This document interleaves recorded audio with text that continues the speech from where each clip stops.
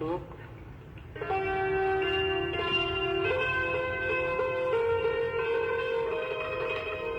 จะแบบนี้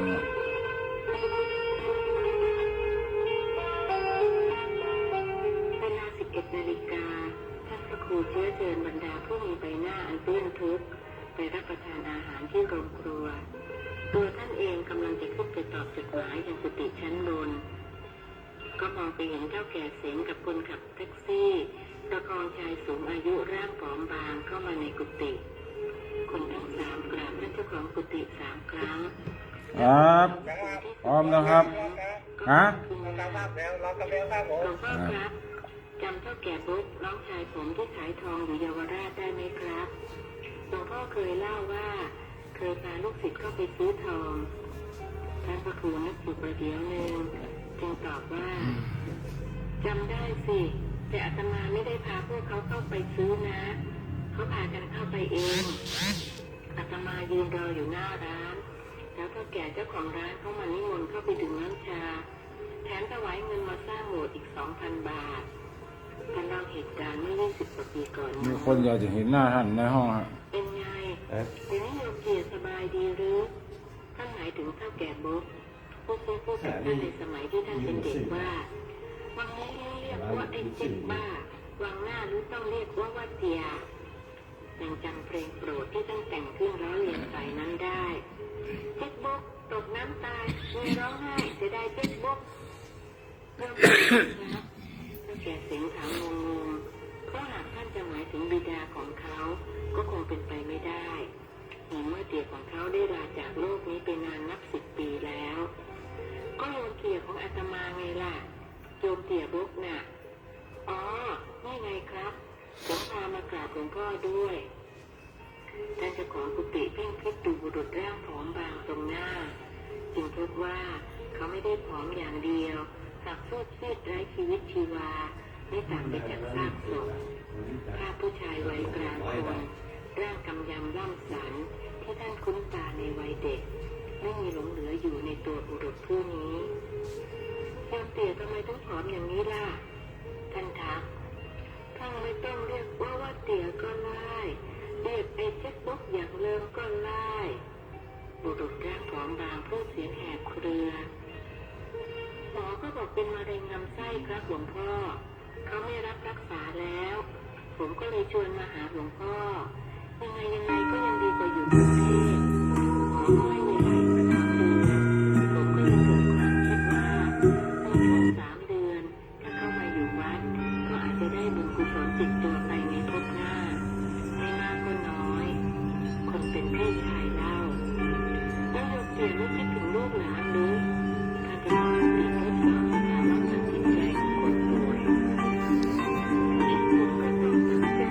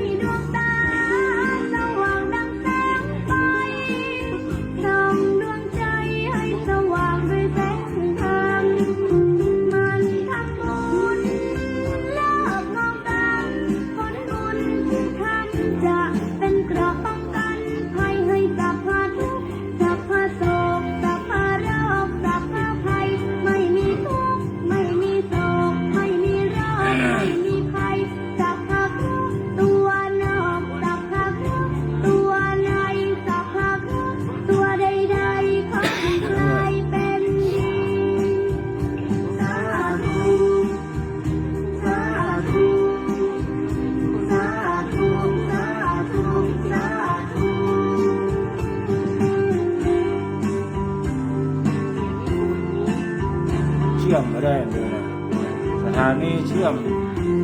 เฟซบุ๊กผมไม่ได้เนี่ย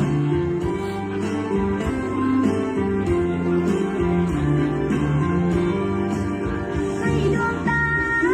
สว่างดังแสงไฟส่องดวงใจให้สว่างด้วยแสงธรรมมันทำบุญเลิกก่อการผลบุญท่านจะเป็นเกราะป้องกันภัยให้สัพพะทุกข์สัพพะโศกสัพพะโรคสัพพะภัยไม่มีทุกข์ไม่มีโศกไม่มีโรคไม่มีภัยสัพพะทุกข์ตัวนอกสัพพะทุกข์ตัวในสัพพะทุกข์ตัวใดๆขอให้กลายเป็นดีให้สัพพะทุกข์สัพพะโศกสัพพะโรคสัพพะภัยไม่มีทุกข์ไม่มีโศกไม่มีโรคไม่มีภัยอยากทำบุญที่วัดแต่มีนัดไม่เป็นไรโอนถวายปัจจัยทางออนไลน์ก็ได้บุญ ปวดหนอปวดหนอเขาก็พยายามทำตาม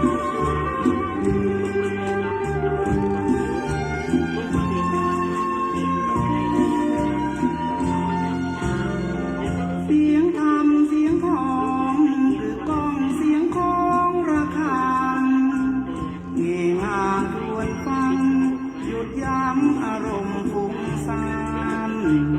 พุทธังธรรมัง สังฆังแววดังกังวานตื่นเถิดเราท่าน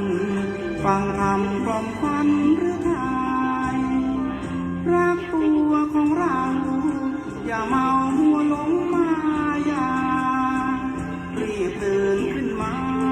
อ้าว ลืมตามองฟ้าวันใหม่รับฟังเพลงธรรมแล้วทำจิตให้สดใสฝึกตนฝึกใจ ให้หายทุกข์ลายลำเค็ญเกิดมาทำไมถามใจบ้างสิ เกิดมาทั้งทีอย่าใช้ชีวิตเร่อ เข้านี้เนี่ยไงวะ สิ้นทำกัน กินได้เดี๋ยวเช็คเที่ยว มือหน้าว่าไม่จำเป็น นั่งเลยนั่งสบาย มันผิดแล้ว ทำตัวให้สบายนั่งเก้าอี้เล เป็ ย นยามเช้าเศร้าสวงคิดกันทุกคราเกิดมาไม่ช้าก็ตายโลกยังวุ่นวายมีร้ายแล้วน่าเป็นห่วง ไม่ได้ห้องเดียว แล้วเราเป็นคนยังวุ่นวายไปตามดวงตื่นมายังง่วง มารับฟังความเป็นจริง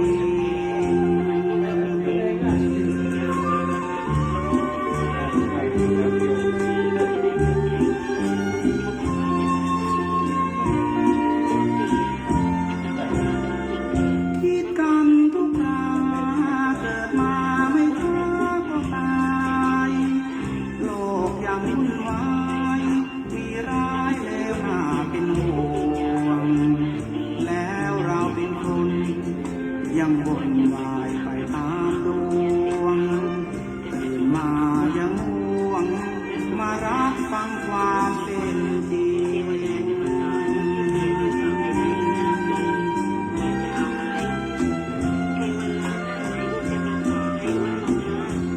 แต่ถ้ามีนะ ว่าจะให้เงินอี50,000เช็คเฉลี่ยปีละ10,000ถ้าอีต่อได้2 ปีก็ให้อี20,000แหมเรียนได้ถึงบุญเธอและโยมเตียแต่เอาเถอะอาตมาจะบอกเทวดาเขาว่าไม่ให้คิดเงินให้ต่อให้ฟรีอยากรู้ไหมว่าเทวดาองค์นั้นอยู่ที่ไหนไม่รู้นี่ไงเทวดาองค์นี้ไงทีก็แกะแสงแล้วบอกไม่เคยจะทำให้เห็นต่ออะไรมาแล้วแกบอกดีใจสินะไม่เคยรู้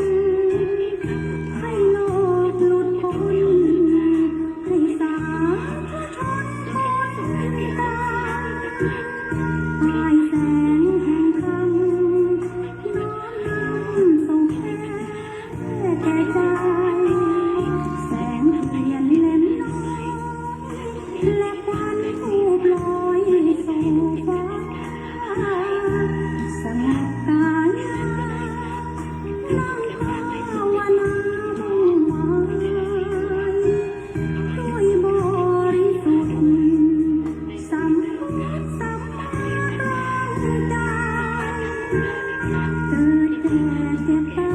ยเห็นไงว่าตาสงสารไม่คิดเศร้าใจ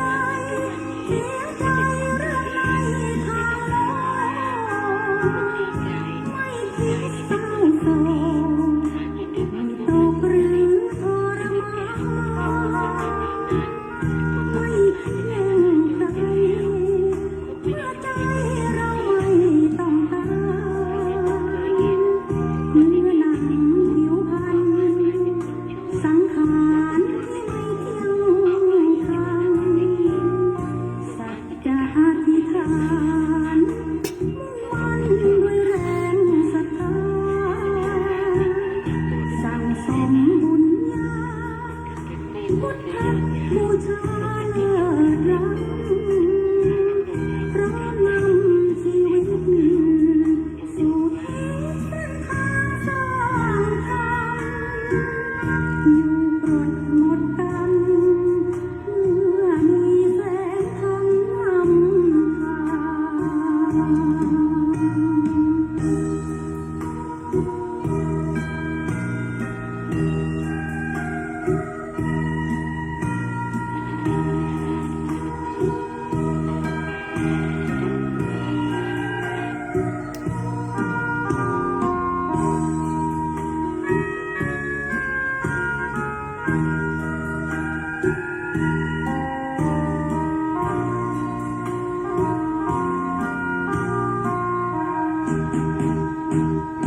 ไม่คิดเศร้า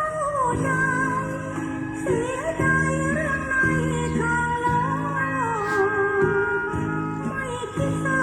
โศกตกหรือก ว่าจะมีถึงวันนี้โชคดีนัก ได้ผ่านพ้นอุปสรรคมาหลากหลาย ใช้ขันติวิริยะประคองกาย ทั้งดีร้ายได้ผ่านพบประสบมา ด้วยสองมือหนึ่งสมองและสองเท้า กว่าจะมาเป็นตัวเราสู้ฟันฝ่า ได้ซึมซับกับสรรเสริญและนินทา คือคุณค่าตามลิขิตชีวิตจริง เพราะฉะนั้นเมื่อถึงจุดโค้งสุดท้าย ควรปล่อยวางเรื่องเบื่อหน่าย ทั้งชายหญิง แม้หนักนิดเบาหน่อยค่อยท้วงติ่ง การผูกมิตรสำคัญยิ่งกว่าสิ่งใด ที่ปลายฟ้าแสงสุรีเริ่มหรี่แสง สัญญาณแห่งการอำลาเริ่มบอกใบ้ยึดธรรมะชโลมจิตคิดอภัย ด้วยมิรู้ว่าเมื่อไหร่ตายจากกัน ขอนอบน้อมแด่พระรัตนตรัย ขอถวายความเคารพพระมหาเถรานุเถระ เจ้าคณะพระสังฆาธิการกุตนกุองค์ก่อเจริญสุขเจริญปอนพ่อแม่ศรัทธาตั้นสาธุชนพุทธบริษัททั้งหลาย ที่กำลังเปิดเครื่องรับฟังตังขึ้นสถานี 96.00 เมกะเฮิรตซ์วิทยุเพื่อพระพุทธศาสนาและจริยธรรมจังหวัดเชียงใหม่ของคณะสงฆ์จังหวัดเชียงใหม่จังหวัดที่มีพระพุทธศาสนาเป็นศาสนาประจำจังหวัดท่านสาธุชนพุทธบริษัททั้งหลายรายการอู้จาภาษาธรรมกำเมืองล้านนาหรือว่ารายการเสียงธรรมเสียงทองเสียงที่มีคุณค่าได้มาพบญาติโยมสาธุชนพุทธบริษัททั้งหลายตามที่ได้นัดหมายกันไว้ในวันนี้อาจจะเข้าจ้าน้อยเนาะเพราะว่าทางสถานีใหญ่เพิ่นอาจจะเชื่อมต่อนะอาจจะมีปัญหาเรื่องอินเทอร์เน็ตอาตมาภาพก็นั่งรอพอเพิ่นต่อใจเวลาประมาณ14 นาทีเนาะ14 นาทีล่วงเลยมาก็เป็นอย่างนั้นเนาะตอนนี้ก็ฟังเปิดวิทยุก่อนว่าเพิ่นได้ปล่อยสัญญาณออกมาแล้วญาติโยมสาธุชนอยู่ทางบ้านก็คงได้ยินเสียงอาตมาภาพแล้วเนาะญาติโยมสาธุชนพุทธบริษัทต่างหลายปะกันวันนี้ก็จะได้นำสิ่งที่ดีมีประโยชน์นำมาฝากญาติโยมสาธุชนพุทธบริษัทต่างหลายดังเช่นเคย ก็ถือว่ารายการนี้เป็นกู้เป็นกีมก็พ่อแม่ศรัทธาบอกว่าท่านจะมีอาชีพอะไรอย่างก็ตามบางคนบางท่านกำลังจะมาเนี่ยการกะที่สองเนาะหลังจากกินข้าวน้ำข้าวตอนก็งีบสักน้อยหรือว่าเอนหลังฟังเพลงเล่น Facebook นะจิ้มตรวจสอบไลน์ตรวจสอบอะไรอย่างว่าไผส่งความคิดเติงหาพ้องไผส่งดอกไม้มาพ้องส่งพระเจ้ามาพ้องเนี่ยสวัสดีวันจันทร์มาพ้องนี่นะก็แล้วแต่ว่าไผจะส่งมาเนาะบางทีบางครั้งเขาก็หันว่ามันบัดใจสาระอย่างนี้ส่งดอกมาให้ตึงวันส่งพระเจ้ามาให้ตึงวันท่านสาธุชนพุทธบริษัททั้งหลายบางทีบางครั้งสิ่งเล็กๆน้อยๆเขาอาจจะมาหันกล้ามันจริงๆแล้วก็มีกล้าทุกอย่างนั่นแหละบอกว่าจะเป็นรูปพระพุทธเจ้าก็ดีบอกว่าจะเป็นรูปดอกดอกไม้ก็ดีที่เพิ่นส่งมาก็เป็นสัญลักษณ์หรือว่าเป็นตัวแทนว่าเปิ้นนะก็เติงหาเฮาคิดถึงเฮานอกจากนั้นเฮาก็จะได้รู้ว่าเปิ้นยังสบายดีอยู่สบายบ่เจ็บบ่ไข้มันยังมาได้จากโลกนี้ไปเตื้ออีเด้อเนาะ เพราะฉะนั้นก็ถือว่าเป็นสิ่งที่มีคุณค่าเช่นเดียวกันเนาะส่งหากันบางทีก็บอกว่าจะกึดว่าอย่างบ่ออกนะจริงๆแล้วภายมีภาพอะไรอย่างก็ตามญาติโยมหลายที่อยู่ตามบ้านเฮานั่นนะเอาลองถ่ายมานะภาพหมาภาพแมวนะภาพไก่กับภาพอะไรอย่างแปลกๆหรือว่าบ่แปลกก็ตามเนาะถ่ายเอามามันก็จะได้บรรยากาศอย่างนึงนะอันนี้ก็ถ่ายส่งกันไปส่งกันมาเป็นการฝากความคิดตึงซึ่งกันและกันก็เป็นสิ่งที่ดีงามที่เราจะทำได้เพราะว่าเราเกิดในยุคของเทคโนโลยีเนาะเราเกิดในยุคของการมีโทรศัพท์มีเครื่องสื่อสารเราคิดตึงหาภัยก็สามารถที่จะอู้จาปาใสฝากความคิดตึงหากันได้ง่ายในสมัยเนี้ยในสมัยก่อนโอ้เลยเวลาเป็นท่านเป็นนี่เจ็บไข้ได้ป่วยยามเป็นยามตายอยู่กรุงเทพปุ่นนะโอ้ญาติพี่น้องเสียอยู่ต่างๆจังหวัดจะบอกความจริงกับกลัวเพิ่นเสียใจกลัวเพิ่นฮับบ่ได้ก็บอกว่าปีกบ้านนื้อนะพ่อป่วยนักแม่ป่วยนักแท้ที่จริงนี่ตายไปเรียบร้อยแล้ว แต่บอกความจริงเป็นรถและเลขหลอกเคาะแล้วเนาะเป็นเลขตัวเป็นกำอ้วมาลำบากลำบนคนตะก่อนนี่นะเนี่ยก็ถือว่าเขาได้ฝ่าฟันก็ถือว่าเป็นสิ่งที่ว่าเป็นประสบการณ์นะที่เราอ่อนสมัยใหม่บ่ได้หู้บ่ได้หันเนี่ยแต่เราท่านหลายมีโอกาสได้หู้ได้หันได้ตันความทันสมัยพ่อแม่บางคนอายุ80 90ก็ยังเล่น Facebook ยังเล่นไลน์ยังเล่นอย่างได้อยู่นี่เป็นวาสนาเนี่ยญาติโยมสาธุชนทั้งหลายเป็นสิ่งที่ดีมากๆเลยนะเป็นความภาคภูมิใจว่าเขาเกิดมาในชาตินี้เพิ่นมีอย่างก็ทำได้เนี่ยได้ซึ่งโทรศัพท์นั้นทั้งหลายถ้าหากว่าเขาใจในทางที่ดีมันก็ดีกับชีวิตเขาถ้าเอาใจในทางที่ไม่ดีก็ได้เขาจะได้จะว่าอย่างกันก็ได้ผ่านทาง Facebook ผ่านทางไลน์จะได้จะว่าคนอื่นก็ได้เนี่ยได้หมดเขาจะชมเชยชื่นชมให้ก็ได้หรือว่ามีข้อคิดมีสิ่งดีๆที่จะฝากซึ่งการรายการหรือว่าไปปะสิ่งดีๆหากว่าเป็นประโยชน์เขาก็แชร์ผ่านให้คนอื่นได้รู้ได้อ่านโดยสิ่งนั้นอาจจะเป็นสิ่งที่เป็นภัยที่เกิดขึ้นใกล้ตัวเขาท่านทั้งหลายได้รู้ได้หันก็จะได้ป้องกันตัวเอาไว้ก็เป็นสิ่งที่ดีหรือว่าธรรมะกะหรือว่าข้อคิดดีๆที่ว่าเพื่อนอ่านแล้วเพื่อจะเกิดกำลังใจในการทำการทำงานเขาก็ส่งให้กันอย่างนี้ก็เป็นสิ่งที่ดีเช่นเดียวกันทั้งหลาย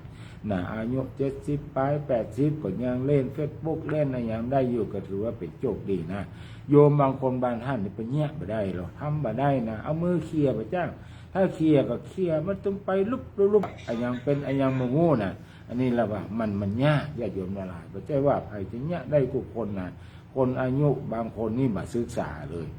หาว่าบ่ดีพ่องหรือว่าอย่างเพราะเป็นความคิดที่ว่าส่วนทางก็เปิ้นคือบ่ได้ใจความทันสมัยเกิดขึ้นเวลาจะไปบอกหรือข่าวก็อย่างก็ต้องเที่ยวไปเที่ยวมาแทนที่จะใจใจ Facebook ใจไลน์อย่างอู้กันก็ไม่เนี่ยอย่างนี้ก็มีคนอย่างนี้ก็มีนะไม่ใช่ว่ามีเลยเพราะฉะนั้นเขาเกิดมายุคนี้แล้วญาติโยมสาธุชนทั้งหลายก็จงเอาความทันสมัยเนี่ยมาใจให้เป็นประโยชน์กับชีวิตประจำวันของเฮาเด้อ ก็แม่สถาตั้งสาธุชนพุทธบริษัททั้งหลายพรุ่งนี้ก็จะเป็นวันสำคัญในทางพระพุทธศาสนานั่นก็คือเป็นวันมาฆบูชาเนอะ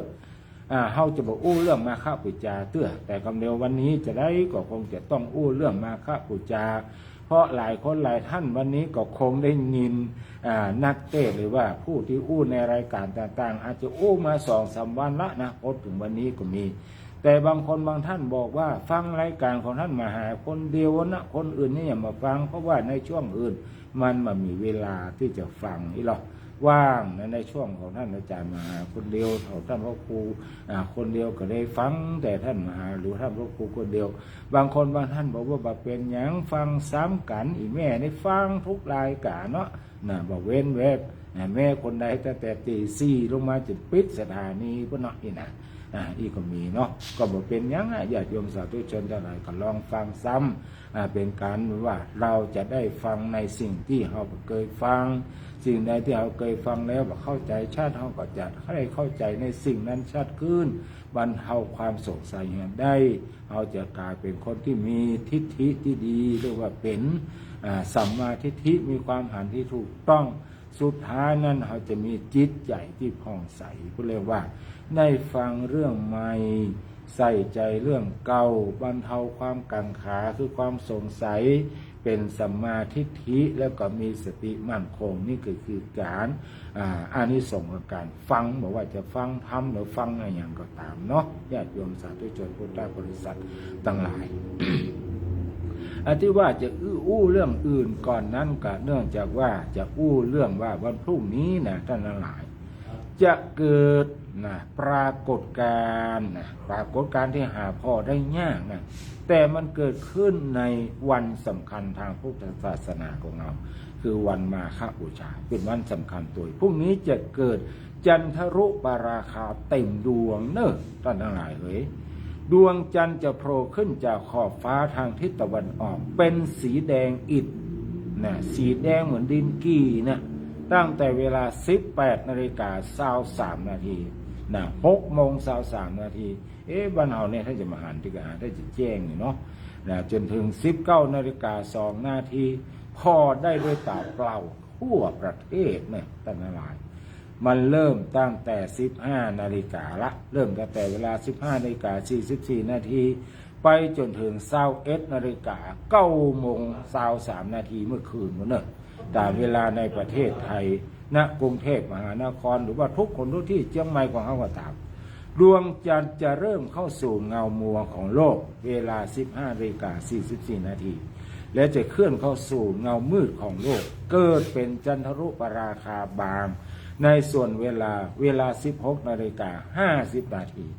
จนกระทั่งเข้าสู่ช่วงจันทรุปราคาเต็มดวงเวลา 18:04 นาทีจนถึง 19:02 นาทีก็คือ 7:02 นาทีจากนั้นก็จะเริ่มหันดวงจันทร์ปรากฏเว้าแหว่งบางส่วนและก้อยๆออกจากเงามืดของโลกจะสิ้นสุดปรากฏการณ์จันทรุปราคาหรือว่าเดือนตือกันเนี่ยบางส่วนในเวลา 20:17 นาทีและจะพ้นจากเงามัวของโลกจนสิ้นสุดปรากฏในเวลา 21:23 นาทีเนอะ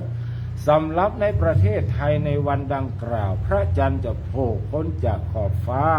ทางทิศตะวันออกเวลาประมาณ 18:23 นาทีซึ่งตรงกับช่วงที่กำลังเกิดคลาดเต็มดวงพอดีจะหันดวงจันทร์เต็มดวงปรากฏสีแดงดินกี่เกิดขึ้นจากขอบฟ้าพอได้ด้วยตาเปล่าทั่วประเทศเวลาอาจต่างกันตามพื้นที่จนถึงเวลาประมาณ 19:02 นาทีระยะเวลาที่สามารถสังเกตการได้รวม 39 นาที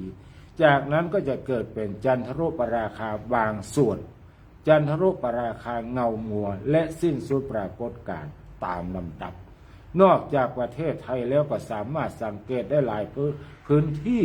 ทั่วโลกได้แก่ตะวันออกของทวีปยุโรปทวีปเอเชียทวีปออสเตรเลียทวีปอเมริกาเหนือทวีปอเมริกาใต้มหาสมุทรแปซิฟิกมหาสมุทรแอตแลนติกแล้วมหาสมุทรอินเดีย ขั้วโลกเหนือน่ะที่มีน้ำแข็งนักๆพอได้เนี่ยขั้วโลกใต้นี่ป่าได้นะได้หมดดังนั้นญาติโยมสาธุชนทั้งหลายจะไปลืมเนอะวันพุธนะนอกจากเป็นวันสำคัญในทางพระพุทธศาสนาเป็นวันมาฆบูชาแล้วเราก็จะได้หันพระจันทร์ดูเลยว่าเดือนตือกันนะตั้งแต่ 18:06:23 นาทีเป็นต้นไปจนถึง 9 โมงป่ายเมื่อคืนนะพรุ่งนี้วันที่ 3 พอดีท่านทั้งหลายที่ไปเวียนเทียนตามวัดวาอารามต่างๆก็อย่าไปลืมพอขึ้นทางฟ้าเนอะแล้วก็ถ่ายรูปมาโชว์กันตัวมาอวดกันตัวว่าได้หันเดือนตือนะจันทรุปราคาเนาะเป็นสีแดงเป็นสีแดงจะได้ก็ลองโทรก็ลองถ่ายมาเพื่อพอก็แล้วกันเนาะอันนี้ก็บอกข่าวดีให้ญาติโยมสาธุชนทั้งหลายเนี่ยสิ่งเหล่านี้มันไม่ใช่ว่ามันจะเกิดมาได้ง่ายๆนะญาติโยมสาธุชนทั้งหลายนะจะเกิดขึ้นอย่างน้อยเฉลี่ยแล้ว2 ครั้งต่อปีแต่การมองเห็นปรากฏการณ์จะเกิดขึ้นตามตำแหน่งของภูมิศาสตร์และของแต่ละพื้นที่เนาะในปีนี้เนี่ยก็หันกันทั่วประเทศอันนี้ก็ถือว่าเป็นความโชคดีของเฮาตั้งทั้งหลายเนาะญาติโยมสาธุชนพุทธบริษัททั้งหลายวันพรุ่งนี้นะอย่าลืมพอเดือนตือกันเนอะสมัยแต่ก่อนนั้นบอกว่าใครบะม่วงหน่อยนะก็เอา ถาดก็เอาอย่างด้วยเสียงดังๆไปตบดังก็มาอ่านก็เอาถาดเอาอย่างไปฟาดเล้าไก่แล้วขอมันไข่นักๆไม่ลูกนักๆเนาะไก่เลี้ยงอย่างไว้ก็ลองกันแล้วกันเนาะมันเป็นความเชื่อของคนในสมัยก่อนเนี้ยนะตุยกันมาญาติโยมสาธุชนทั้งหลายเราจะแตะกาบะแตะกามันก็ม่วนดีนะจะแตะบะแตะมันก็บ่เสียหายอย่างก็เป็นความม่วนกันแล้วกันเนาะท่านสาธุชนพุทธบริษัททั้งหลายต่อไปก็จะได้อู้เรื่องของวันมาฆบูชาประวัติมาฆบูชามาฆบูชาหมายถึงการบูชาในวันเพ็ญเดือน 3เนื่องในโอกาสคล้ายวันที่พระพุทธเจ้าทรงแสดงโอวาทปาติโมกข์แก่พระภิกษุจำนวน 1,250 รูปมาฆะเป็นชื่อของเดือน 3มาฆบูชานั้นย่อมาจากคำว่ามาฆปุระนามีแปลว่าการบูชาพระในวันเพ็ญเดือน 3คือวันมาฆบูชาซึ่งตรงกับวันขึ้น15ค่ำเดือน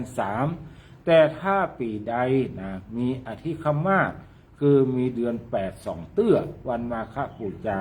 ก็จะเลื่อนไปเป็นวันขึ้น15ค่ำเดือน 4เป็นวันสำคัญวันหนึ่งในพระพุทธศาสนาวันมาฆบูชา 2569ไปรษณีย์ไทยขนส่งเอกชนหยุดส่งของไหม นี่เป็นถามเกี่ยวกันนะเนาะความสำคัญของวันมาฆบูชาวันมาฆบูชาเป็นวันขึ้น15ค่ำเดือน 3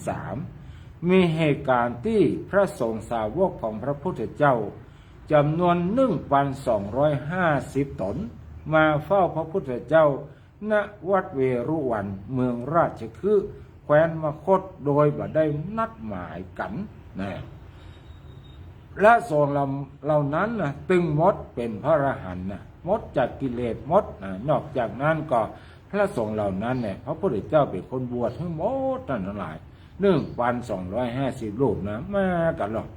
บ่ได้นัดหมายบ่ได้มี Facebook บ่ได้มีไลน์เหมือนสมัยเดียวนะมาหมดพระสงฆ์ทั้งหลายเหล่านั้นพูดได้อภิญญา 6และเป็นผู้ได้รับการอุปสมบทโดยตรงจากพระพุทธเจ้าในวันนี้พระพุทธเจ้าได้ทรงแสดงโอวาทปาติโมกข์ในที่ประชุมสงฆ์เหล่านั้นซึ่งเป็นทั้งหลักการอุดมการณ์และวิธีการปฏิบัติ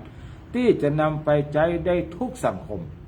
มีเนื้อหาโดยสรุปคือให้ละความชั่วทุกชนิดทำแต่ความดีให้ถึงพร้อมและทำจิตใจให้ผ่องใสที่นี่ความเป็นมาของวันมาฆบูชาส่วนที่เกี่ยวข้องกับพระพุทธเจ้าของเรานะส่วนที่เกี่ยวข้องกับพระพุทธเจ้าของเราหลังจากที่พระองค์ได้ตรัสรู้ได้ตรัสรู้เมื่อเดือน9นะเมื่อเดือน9ได้9 เดือนไม่ใช่เดือน9ได้9 เดือน ขณะนั้นเมื่อเสด็จนะเมื่อเสร็จพุทธกิจนะเมื่อเสร็จพุทธกิจแสดงธรรมที่ถ้ำสุกระขาตาแล้ว เสด็จมาประทับที่วัดเวรุวันเมืองราชคฤห์นะมาที่เมืองราชคฤห์แคว้นมคธประเทศอินเดียในปัจจุบันวันนั้นตรงกับวันเพ็ญเดือนมาฆะหรือว่าเดือน3ในเวลาบ่ายพระอรหันตสาวกของพระพุทธเจ้ามาประชุมพร้อมกันณที่ประทับของพระพุทธเจ้านับว่าเป็นเหตุอัศจรรย์ที่มีองค์ประกอบสำคัญ4ประการเรียกว่าวันจาตุรังคะสันนิบาตคือการประชุมด้วยองค์4ทั้งหลายสันนิบาตแปลว่าประชุมฉะนั้นจาตุรงคะสันนิบาตจึงหมายความว่าการประชุมด้วยองค์4กล่าวคือมีเหตุการณ์พิเศษที่เกิดขึ้นพร้อมกันในวันนี้ก็คือ1เป็นวันที่พระสงฆ์สาวกของพระพุทธเจ้าจำนวน 1,250 รูปเนี่ยมาประชุมพร้อมกันที่วัดเวรุวันวิหารในกรุงราชคฤห์โดยบ่ได้นัดหมาย2พระภิกษุสงฆ์ทั้งหลายเหล่านี้ล้วนเป็นเอหิภิกขุอุปสัมปทาคือเป็นผู้ได้รับการอุปสมบทโดยตรงจากพระพุทธเจ้าทั้งสิ้น3พระภิกษุสงฆ์ทุกองค์ที่ได้มาประชุมในครั้งนี้ล้วนแต่เป็นผู้ได้รับได้บรรลุพระอรหันต์แล้วทุกองค์4เป็นวันที่พระจันทร์เต็มดวงกำลังเสวยมาฆะฤกษ์ที่นี้มูลเหตุตั้งหลายมูลเหตุเป็นจะได้เนาะเดี๋ยวก็ฟังกันนั่นเนอะแล้วก็ฟังมูลเหตุมันมาจะได้ตอนนี้ก็ฟังเพลงกันก่อน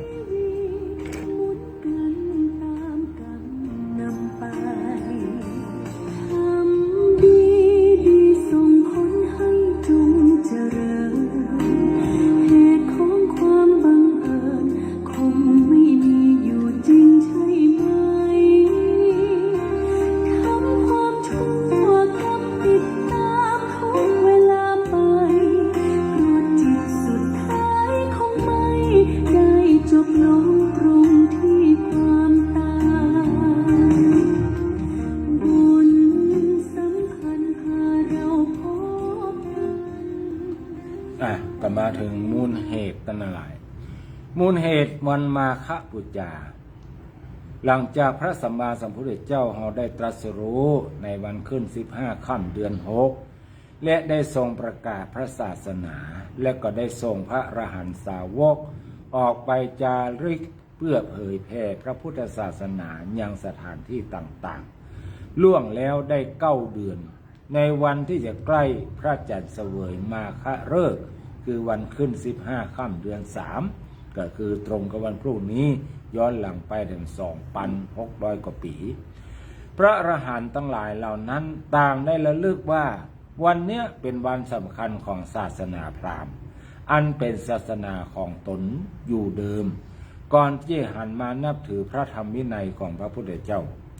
ในลัทธิศาสนาเดิมนั้นเมื่อถึงวันเพ็ญเดือนมาฆะเราผู้ศรัทธาพราหมณ์ลัทธินิยมนับถือกันว่าวันนี้เป็นวันศิวาราตรีโดยจะทำการบูชาพระศิวะด้วยการลอยบาปหรือล้างบาปด้วยน้ำแต่บัดนี้หมู่ตนเองได้เลิกลัทธิเดิมหันมานับถือพระธรรมวินัยของพระพุทธเจ้าแล้วจึงควรเดินตามไปเข้าเฝ้าบูชาฟังพระธรรมเทศนาจากพระพุทธเจ้าพระอรหันต์เหล่านั้นซึ่งเคยปฏิบัติศิวาราตรีอยู่เดิมจึงพร้อมใจกันไปเข้าเฝ้าพระพุทธเจ้าโดยบ่ได้นัดหมายมีผู้กล่าวว่าสาเหตุสำคัญที่ทำให้พระสาวกตึงมด1,250 องค์มาประชุมพร้อมกันโดยบ่ได้นัดหมายมาจากในวันเพ็ญเดือน3ตามคติพราหมณ์เป็นวันพิธีศิวาราตรีพระสงฆ์เหล่านั้นซึ่งเคยนับถือศาสนาพราหมณ์มาก่อนจึงได้เปลี่ยนจากการรวมตัวกันเพื่อทำพิธีชำระบาปตามพิธีพราหมณ์มารวมกันเข้าเฝ้าพระพุทธเจ้าแทนทีนี้ก็มาถึงโอวาทปาติโมกข์ทั้งหลาย หลักคำสอนสำคัญของพระพุทธศาสนาหรือว่าคำสอนอันเป็นหัวใจของพระพุทธศาสนาได้แก่พระพุทธพจน์3 คาถาเกินที่พระพุทธเจ้าตรัสแก่พระอรหันต์ 1,250 รูปผู้ไปประชุมกันโดยไม่ได้นัดหมายที่วัดเวรุวันในวันเพ็ญเดือน 3ที่เรียกกันว่าวันมาฆบูชาเนาะมีอย่างพ้องท่านสาธุชนทั้งหลายพระปาติโมกข์ที่กล่าวแก่ประชุมสงฆ์ตลอดงานเป็นเวลา20 วาษาก่อนที่จะโปรดเพื่อสวดปาติโมกข์อย่างปัจจุบันนี้คาถาโอวาทปาติโมกข์เรียกว่าหันทะมายังโอวาทปาติโมกขะคาถาพระนามาสีนะท่านทั้งหลายสัพพะปาปัสสะอกรดังแปลว่าอย่างการบ่ทำบาปทั้งปวงกุศลสูปสัมปทาการทำกุศลให้ถึงพร้อมสัจจิตะปริโยทปนังการชำระจิตของตนให้ขาวรอบเอตังพุทธานะศาสนังธรรมะทั้ง3อย่างนี้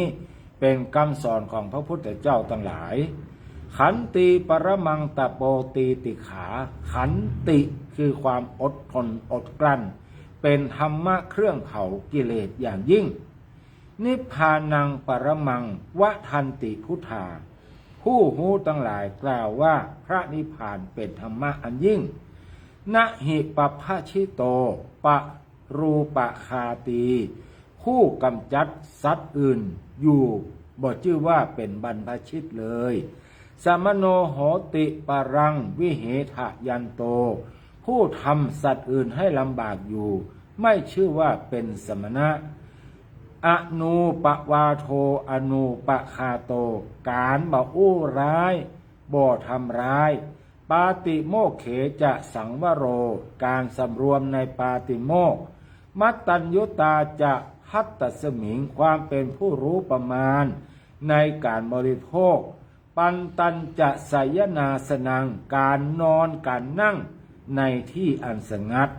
อธิจิตตาจะอายโยโคความมั่นประกอบในการทำจิตให้ยิ่งเอตังพุทธานาศาสนังทำทั้ง6อย่างนี้เป็นคำสั่งสอนของพระพุทธเจ้าทั้งหลายทีนี้ก็มาถึงสถานที่สำคัญที่เนื่องด้วยวันมาฆบูชาบอกว่าพุทธสังเวชนียสถานพระพุทธรูปยืนกลางมณฑลมหาสังฆสันนิบาต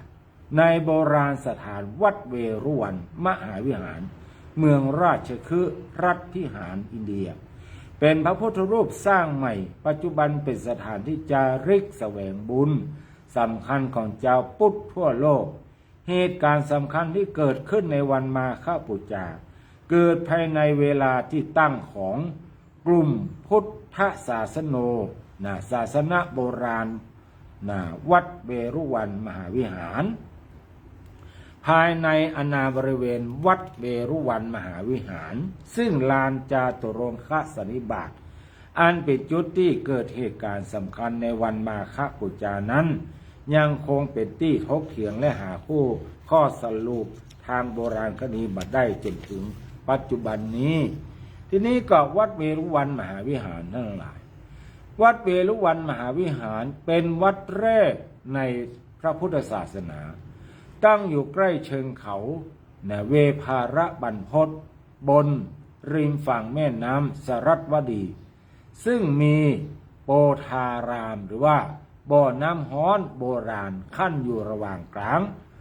นอกเขตกำแพงเมืองเก่าราชคฤห์อดีตเมืองหลวงของแคว้นมคธ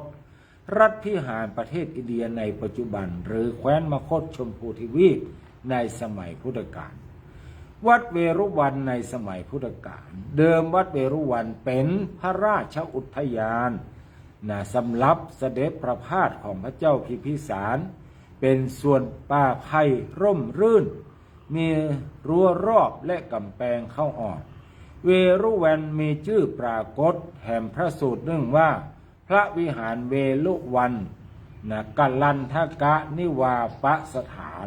หรือเวรุวันกัลลันทกะนิวาปะส่วนป่าไผ่สถานที่สำหรับให้เหยื่อ แก่กะแตพระเจ้าพิมพิสารได้ถวายพระราชอุทยานเนี้ยเป็นวัดในทางพระพุทธศาสนาหลังจากได้สดับพระธรรมเทศนาอนุบุพพิกถาและจตุรานะอริยสัจสี่ณพระราชอุทยานลัทธิวันนะคือสวนตาลนุ่มโดยในครั้งนั้นพระองค์ได้บรรลุโสดาบันเป็นพระอริยบุคคลในพระพุทธศาสนาและหลังจากการถวายกลันทกะนิวาปสถานบำเพ็ญอารามแห่งนี้ก็ได้ใช้เป็นสถานที่สำหรับพระสงฆ์ประชุมจาตุรังคสันนิบาตครั้งใหญ่ในพระพุทธศาสนาอันเป็นเหตุการณ์สำคัญในวันมาฆบูชานั่นเองญาติโยมสาธุชนพุทธบริษัททั้งหลายเอาละเอามาถึงเมื่อกี้ก่อนต่อไปเป็นรอบของแม่นะโยมแม่นะแม่น้อยนะโทรเข้ามาได้แล้วเนอะแม่น้อยเปิ้นก็จะมีเรื่องราวเกี่ยวกับวันเวรุวันนะเกี่ยวกับวันมาฆบูชามาอู้กับญาติโยมสาธุชนพุทธบริษัททั้งหลายจะเป็นข้าวเป็นก้อนหรือว่าเป็นอย่างนั้นเนอะฟังแม่น้อยก็แล้วกันเนาะจะเลินพรแม่น้อยเจ้าไปไหว้พระเจ้าเอาเลยแม่ว่ามาเลยใจก็จะตอบอันทักกูเนี่ยเจ้ามาคับูชาเจ้ามาคับูชาโอวาปาติโมกเจ้าพุทธจึงโลกปฏิบัติกันคำสอนพุทธะมี80,000 ขันปลายแถม4 ปั้นย่อเลอ3 ข้อละชั่วทำดีลูกหลานห่อจิตใจแถมนอสดใสเนื้อเจ้ามีผีสุสงเมื่อนัดมาเฝ้าปัน200 เจ้าปลาย50 ตนมาลมโตกันว่าใดนิมนต์วันจันทร์ลงสันนิบาตเจ้า3 ข้อว่าได้ยิงใจเท่าละชั่วเนื้อเจ้าทำดีเนื้อนายขอ3 นั่นกาทำจิตใจและใจศาสนาเจ้าวันวิสาขะเดินเป็นเดินเก่า12 ตัวเจ้าเลนาวันอุมาคาจันทรุปาคาจนถึงเวลา3 ทุ่มเนื้อเจ้าเป็นวันสำคัญพ่อแม่แก่เฒ่าปกติเจ้าเลนาปีนี้ผมเป็นมาฆบูชาขอเชิญคาถาหักษาสิเจ้าปี3 มีนาเอาหนุ่มเฒ่าที่การงานเจ้ายุดกันเนิ่นนายตักบาตรทำบุญถูกเทียนดอกไม้นำมากราบไหว้คุณองค์ฟังเทศอย่าละทำผิดสุสงก็ตกลงอบายหอกศีลหักษากายมีธรรมปกป้องเป็นห่มสัตว์ทองถึงปะพุทธบริษัทไม่ขาดโมฆะฟ้าละมีใดโทธรรมเอาเกินไก่ฟ้า50 ประจำศีล5 องค์คำนอกตาม6 ไก่อุโบสถศีล80 วันไหวมาเป็นปัจจัยเจ้ามาขาบูชาปาหุมนุษย์ผู้หันเป็นเจงความดีเป็นอย่างโลหะโทสะตุมสีโมหะอย่ามีอีกนี้เนื้อเจ้าปี3 มีนาเอาหนุ่มเฒ่ามาคะเนื้อเจ้าเล่นนายวันพระใหญ่เนื้อเขาวัดเขาว่าปั้นหัวใจเนื้อเจ้าสตาดามุกตายปีเขาก่อนนี่ตัวหลานหนึ่งสตาดามุกตายปีเขาเก่าโลกเป็นเส้นเจ้าเลยนาก็ตายถูกเต้28 กุมภาอเมริกาผู้กีหลานเจ้าคงเป็นสงครามข้างกามได้เล่าสงครามโลกเจ้าเป็นข้างที่3สาธุสาธุขออย่าลุกลามมาเป็นสงครามโลกข้าง3เจ้าขอรัตนะคุณพระเกี่ยวเก่าคุ้มครองโลกเจ้าเลยนะชีปนาวุธถึงสู่กันกาขออย่าเป็นมาเป็นนิ้วเคเจ้าก็ต้องตกใจบ่มีเกเฒ่าพระคุ้มครองเจ้าไว้3 หัวใหม่คุณแก้วทั้ง3รัตนไตรัยคุ้มครองเอาไว้คุ้มท รสลีผู้นำวิลานคาเมเนทีวีบอดับซีวีแต่ว่าเราเจ้าตายดีตายใช่เตี้ยวเตะของเก่าพอมาตั้งเจ้าสักวันสงครามเกิดในที่หายปีหันที่เฮาหันกันถึงวันเราเจ้า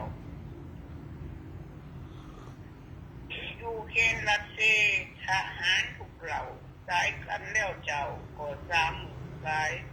ก็ได้สังเสมีเป็นหมายซ้ำกว่านายตายตรงข้ามเจ้ารุ่น7-80ที่เป็นรุ่นเก่าหูจักกันเจ้าฮิตเลอร์ขาอยู่เป็นล้านตายกันเป็นเบอร์ตายเพราะฮิตเลอร์ไล่เอาเขาทำเอาเก็บมาห่มสมใจน้านำตายกันในธรรมเป็นล่าหัวนายกรรมมาโดยกันตัวเองก็ตายก็ชีวาวายขาดตัวตายเจ้าไอ้ทำกรรมได้ต้องใจกับใจต้องใจกรรมเก่าเกมกรรมใหม่เจ้าโดยมาถ้าพอไปตึกก็เมื่นดอกนาถ้ากรรมกันมาเมื่อมันอิดเลยเจ้าอายุยายน้อยก็79โอ้ตายคนเจ้าสงครามถ้าสงครามโลกมีครั้งที่3ให้ทำบุญจานเฮาเนเจ้าก็ตายกันหมดให้จับหอเขาใส่ถุงเปรี้ยวเจ้าเฮานายเจ้าจบเลยนะเจ้าโอเคสาธุเนอแม่น้อยมีอันนี้หน่อยนึงเจ้าด้วยใช่ว่าไทยบาเนทามนะเจ้าผู้ที่ทำพิธีมาฆบูชาเป็นข้างเลกนะเจ้าก็คือพระจอมเกล้าเจ้าอยู่หัวรัชกาลที่4มีพระสงฆ์30 รูปที่วัดพระศรีศาสดารามกิเต 1,250 เล่มในพ.ศ. 2394อันนี้ใจในพุทธกาลในสยามเฮานะเจ้าไว้ซะเจ้านโมทนาเนอะนะแม่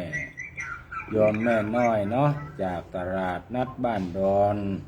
อำเภอป่าซางจังหวัดลำพูนเข้าร่วมจัดรายการได้นำกลอนเกี่ยววันมาฆบูชาแล้วก็เกี่ยวกับการสู้รบระหว่างสหรัฐอเมริกากับอิหร่านตัวเนอะก็เปิ้นก็กลัวว่าสงครามโลกครั้งที่3ก็จะเกิดขึ้นมันจะลุกลามไปถ้าหากว่าประเทศจีนประเทศรัสเซียมาอยู่ฝ่ายของอิหร่านเนี่ยเขาก็จะได้สู้กันละกลายเป็น2ฝ่ายนี่ก็เกิดเป็นสงครามโลกจะหนีไปที่ไหนญาติโยมทั้งหลายอาตมาภาพนี่อยู่ป่าอยู่ดอยไปละถ้าสงครามโลกเกิดขึ้นนี่จะไปละจะไปอยู่ดอยเป็นเขาตึ้งทิ้งระเบิดเขาจะได้ระเบิดเนาะเขาที่โจ่งดำตึกดำล้างเนี่ยนี่จังได้เวียงนี่นะใครจะไปดอยก็อาตมาภาพก็สมัครด่วนเนอะ จะหนีไปอยู่บนดอยไปละเนาะเขาตึ้งโดยไปทิ้งระเบิดนะอันนี้ก็อู้กันไปเรื่องสงครามเนาะก็น่าอินดูคนหมูเรื่องของเราอย่างเนาะบุกเข้ามาถล่มอิสราเอลก็ดีสหรัฐอเมริกาก็ดีปล่อยระเบิดลงตุ่มตั้มในกรุงเตหะรานทำให้คนได้เสียชีวิตกำเดียวและเอ็กดอออนคนเนี่ยก็ตายกันหมดญาติโยมสาธุชนทั้งหลายอันนี้ก็เป็นการความโลภของคนเฮานะมันมีที่สิ้นสุดความโลภความหันแก่ตัวเนี่ยบอกกองว่ามีอาวุธดีมีอย่างดีก็ไปทำร้ายคนอื่นหรือว่าจะเป็นจะได้กับหัวบางทีบางครั้งเปิ้นก็กันกันบางหมู่เนี่ยมันฮึกเหิมขึ้นมาจะใช้อาวุธมาทำลายโลกก็เลยต้องปราบกำปราบไว้ก่อนเรานี้เป็นต้นจริงๆแล้วเราก็บอกความเลิกตื่นบางอย่างของเปิ้ลอันนี้ก็แบบเป็นเนี้ยอันนี้ก็เป็นเรื่องของเปิ้ลไปนอกขอสงครามคือจิตใจของเขาเนี่ยคือกิเลสตัณหาที่อยู่ในจิตในใจของเขาเนี่ยจะมาให้มันเกิดมันมีก็แล้วกันถ้ามันมีเขาก็ก้อยๆกำจัดมันออกไปจากจิตจากใจให้จิตใจของเขาสะอาดตามคำสอนของพระสัมมาสัมพุทธเจ้าในวันมาฆบูชาก็คือวันพรุ่งนี้มันเรียกว่าสภาพปัสสะกรณังคือบ่ฮื้อทำบาปทั้งปวงเว้นจากทำบาปกุศลสูปสัมปทาถึงการด้วยการทำแต่บุญสัจจิตะปริโยทปันนังก็ ก็คือทำจิตใจให้สะอาดสะอ้านผ่องใสมือกิเลสทั้งหลายทั้งปวงความโลภความโกรธความหลงเนี่ยถ้ามันเกิดขึ้นกับจิตกับใจของเฮาท่านทั้งหลายก็คือกำจัดมันออกไปเด้อญาติโยมสาธุชนพุทธบริษัททั้งหลายอนุโมทนากับคุณพระสวรรค์บางมณีคุณต้อมนะคุณต้อมนะคุณเด้อฮักพยักดอยอินทนนท์นี่ผู้พิทักษ์ไฟป่าในช่วงนี้ก็คงจะต้องดูเรื่องของไฟป่าระวังดีเนอะญาติโยมสาธุชนทั้งหลายเพิ่นห้ามเผาเนอะประเด็นนี้นะห้ามเผาการเผาป่านั้นนอกจากจะเป็นการทำลายสุขภาพของเฮาแล้วนะบางทีบางครั้งบางครั้งความหั่นแก่ตัวของเฮาใครได้สิ่งนั้นสิ่งนี้แต่ว่าจะต้องใจไฟเผานะไฟเผาแล้วไฟมันลุกมันลามไปมันจะกลายเป็นสิ่งที่ว่าเกิดโทษนะมันจะเกิดกับระบบหายใจของเฮาเกิดเป็นควันพิษนะแทนอาหารของเฮาที่ว่าเฮาจะเอาเนี่ยอย่างเช่นว่าต้องการ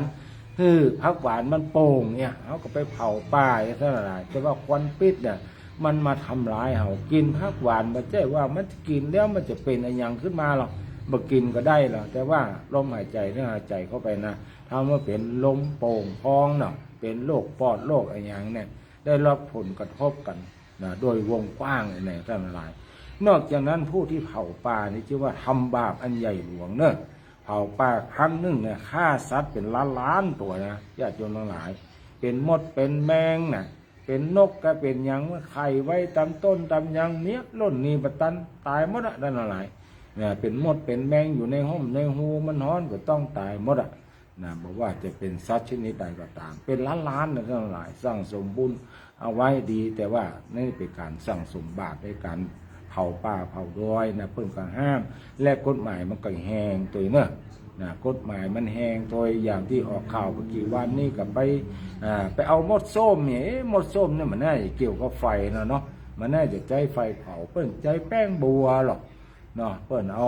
กระสอบเนาะเอากระสอบแล้วก็เอาลวดมัดที่ปากกระสอบมาใส่ไม่เศร้าใส่มันแล้วก็เอาลงมาใส่ถาดแล้วก็ต่อยถาดต้องเนี่ยเอาแป้งบัวเขาใส่เนี่ยแม่มันฮ้อนเนาะมันฮ้อนก็ล่นออกนะล่นออกเนี่ยไม่ได้บอกเคล็ดลับนะนี่หันในคลิปมาได้นะมันก็ล่นออกแล้วก็แป้งบัวมันมืดเนี่ยญาติโยมทั้งหลายนะมันต้องกลัวนะจะไปเกิดว่าเปิ้นจะยาฆ่าแมลงไปพ่นนี่กล้าท่านนี่นะมันมีเปิ้นมันยากหรอกพ่อแม่มันก็แล้วกันเวลาท่านซื้อถ้าหากว่ามีแม่มันไตอยู่แสดงว่าปลอดภัยนะเปิ้นเอาแป้งบัวเนี่ยใส่เปิ้นต่อยแค่บางคนนี่เป็นไม่ยิงเปิ้นฟัดเก่งหรอกฟั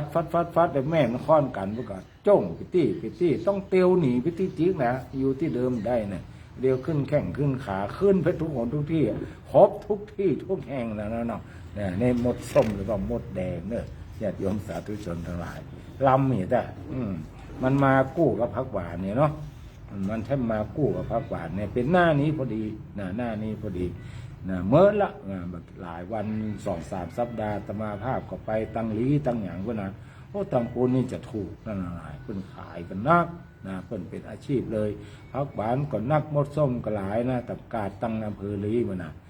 อันนี้ก็ไปซื้อละปีนี้ได้กินแล้วว่าอันซื้อมาเป็นกิโลมั้งอันนี้2 เตื้อแต่นะแกงใบกินแบบนักไปเลยยำใส่ยอดม่วงอันนี้ก็ได้ฉันที่เรียบร้อยแล้วเนอะญาติโยมสาธุชนพุทธบริษัททั้งหลายก็มาถึงการปฏิบัติตนสำหรับพุทธศาสนาเนาะในวันนี้ก็คือการทำบุญตักบาตรในตอนเช้าก็คือวันพรุ่งนี้เนอะญาติโยมสาธุชนโดยเฉพาะคณะสัตยาทุกวัดทุกว่าบริเวณไว้แต่วัดผาบองตั้งแต่หลังจากที่เดือนนี้เปงมาเนาะเขาก็ปิดวิหารไว้นะบ่ได้เปิดเพื่อศรัทธามาทำบุญพรุ่งนี้เนี่ยเขาก็จะเปิดเพื่อศรัทธาได้ทำบุญนอกจากนั้นคณะศรัทธาที่มาทำบุญที่วัดในวิหารของวัดผาบองพรุ่งนี้ท่านจะได้หันพระพุทธรูป3 องค์เนอะเปิ้นได้ปิดทองทำเซตภายในวันนี้นะช่างเปิ้นมาเนี่ย2-3 วันละนะโอ้ตึงยิงตึงใจช่วยกันให้กำลังใจช่วยกันลุมปิดทองพระพุทธรูป3 องค์ด้วยกันในวิหารของวัดผาบองดังนั้นพรุ่งนี้คณะศรัทธาที่มาวัดผาบองท่านทั้งหลายจะเป็นศรัทธาที่ไหนก็ตามพรุ่งนี้อยากจะเปลี่ยนบรรยากาศ ใครไปวัดในเวียงสกมก็มาที่วัดผาบองได้เนอะญาติโยมทั้งหลายที่วัดผาบองนี้ปกติก็จะมีศรัทธามาในวันศีลนี่ประมาณ 8-9 คนนั่นนะบ่นักมานักที่สุดก็10 ปลายนอกจากเป็นวันเข้าพรรษานี่จะหลายเป็นศรัทธาจรนั้นญาติโยมทั้งหลายอยากจะเป็นศรัทธาจรพวกนี้ก็มาที่วัดผาบองเนอะมาพ่อพระเจ้าใหม่ตัวเนาะพระเจ้าเพิ่นปิดทองใหม่นอกจากนั้นเขาก็มีหลวงพ่อเงินนี่เนอะญาติโยมสาธุชนทั้งหลายแต่ก่อนนี่นะพระเจ้าของวัดผาบองเนี่ยคนโบราณเป็นป้องกันโจรกรรมกลัวว่าโจรมันจะลักเอาพระเจ้าไปบอกว่าจะเป็นโจรที่มาพร้อมกับด้วยข้าศึกอย่างเช่นว่าพม่ากันเนี่ยที่มาตีเมืองเชียงใหม่ในสมัยก่อนกับกลัวว่าหมู่เนี่ยเขาจะเอาขนพระเจ้าของเขาไปประเทศของเขาคนโบราณเพิ่งก็เลยเอาปูนมาพอกพระเจ้าไว้นะเอาปูนมาพอด้วยตาเปล่าก็เป็นพระเจ้าปูนนะพระเจ้าที่ว่าหาบองเนี่ยนะเดิมทีเป็นพระเจ้าปูนหมดเลยทีนี้ตมาภาพก็ปรารภถึงการว่าจะปิดทองพระพุทธรูปองค์ใหญ่ซึ่งพระพุทธรูปองค์ใหญ่พระประธานน่ะหน้าตักเป็น2 เมตร 3 เมตรประมาณตอนนี้ก็ยังไม่ได้ปิดทองเท่านั้นแต่ว่ายังรออยู่รอเมื่อฮักเปิ้นเพราะว่าลงรักปิดทองนะรอเมื่อฮักมันแห้งก่อนเปิ้นถึงจะปิดเพื่อจะปิดในช่วงของเข้าพรรษาเปิ้นต้องมีฝนตกฝนอย่างก่อนมันถึงจะติดดีตอนนี้ก็ตอนนั้นเขากลับมาเคาะแต่ตรงนั้นพอดีสลาเพิ่นบอกว่าในเขาก็ปิดแล้วอาจารย์เขาปิดหมดนี่บอกอย่าเขาก็เลยเคาะไว้องค์อื่นเนี่ยโอ้กลายเป็นว่าในตัวจริงของพุทธรูปทุกองค์ที่ปูนฟอกไว้น่ะปูนพอกไว้นั่นน่ะมันเป็นทองสำริดหมดญาติโยมทั้งหลายแล้วก็มีองค์นึงเป็นเงินเป็นเนื้อเงินแต่นี่นะเป็นเนื้อเงินแต่นี่อาตมาภาพบทได้ปิดทองเนี่ยละไว้เป็นหลวงพ่อเงินเอาไว้ให้ญาติโยมทั้งหลายใครมีเงินมีทองก็มาขอที่หลวงพ่อเงินวัดผาบองเนี่ยของอันนี้หลวงพ่อเงินของแต่นะนั่นหลายประดิษฐานในวัดผาบองใครเขาร่ำเขารวยก็ลองมาขอก็แล้วกันเนาะจบไผ่ดวงมันบุญไผ่บุญมันเหมือนกันนะไม่ใช่ว่าขอทุกคนจะได้ทุกคนนะมันขึ้นอยู่ว่าบุญของเขาเนี่ยมันถึงหรือยังเนี่ยนะถ้ามันถึงแล้วขอมันถึงได้เนาะเพราะฉะนั้นก็ลองมาขอกันเนอะหลวงพ่อเงินประดิษฐานในวิหารหลวงของวัดผาบ้องอันนี้ก็มาขอได้ทุกวันเพราะฉะนั้นตอนนี้เขาได้ปิดทองไว้3 องค์ละทั้งหลายพรุ่งนี้ท่านมาร่วมตอนเจ้าประมาณสัก7 โมงครึ่ง7 โมงปลายน้อยๆเขาก็จะได้ทำวัดเจ้าร่วมกันต่อจากนั้นเขาก็จะได้ทำพิธีสวดเนาะสวดพระองค์ว่าถวายพรพระจริงๆแล้วก็พระนั่นแหละสวดถวายพรญาติโยมทั้งหลายให้แคล้วคลาดปลอดภัยแล้วว่าพาหุงมหากาเนาะสวดพาหุงแล้วก็มหากรุณามหากรุณิโกนาโถเนี่ยซึ่งเป็นบทสวดที่พระนเรศวรมหาราชเนี่ยเวลาที่เปิ้นจะออกรบเนี่ยเปิ้นก็จะไปขอให้ตู้เจ้าได้สวดเพื่อเป็นขวัญกำลังใจและป้องกันอันตรายที่จะเกิดขึ้นกับพระองค์อันนี้ถือว่าเป็นคาถาศักดิ์สิทธิ์เพราะนั้นญาติโยมสาธุชนทั้งหลายหลังจากที่เขาเสร็จภารกิจบนวิหารเป็นที่เรียบร้อยเขาก็จะปากันเวียนเทียนรอบเจดีย์ในรอบเจ้าได้เลยพวกนี้เจ้าเลยเมื่อมันเสร็จกันในเวลาเจ้าเลยนั่นหลายเมื่อค่ำนี้ตั้งหน้าตั้งตาพอเดือนตือกันอย่างเดียวเนาะนี่ก็เป็นข่าวที่แจ้งนอกจากนั้นก็อนุโมทนาไผ่ท่านสุพินโยมแม่สุพินชัยจินดาเนาะอนุโมทนาตื่นเนอะที่พ่อคุณสมแม่สมอังคณาท่านมาจันใจมาวิลาศครูยากศนเนาะที่พ่อทางเฟซบุ๊กและขออนุโมทนากับญาติโยมที่ฟังรายการทางบ้านตัวเนอะเร็วนี้เวลาหมดเวลานำรายการจากญาติโยมสาธุชนพุทธบริษัททั้งหลายไปก่อนแล้วหักปะกันใหม่วันพรุ่งนี้เนอะวันนี้ขอความสุขความเจริญจงมีแก่ญาติโยมสาธุชนทุกคนทุกท่านเจริญปอนความสุขความเจริญจงมีแก่ญาติโยมสาธุชนทุกคนทุกท่านเจริญปอน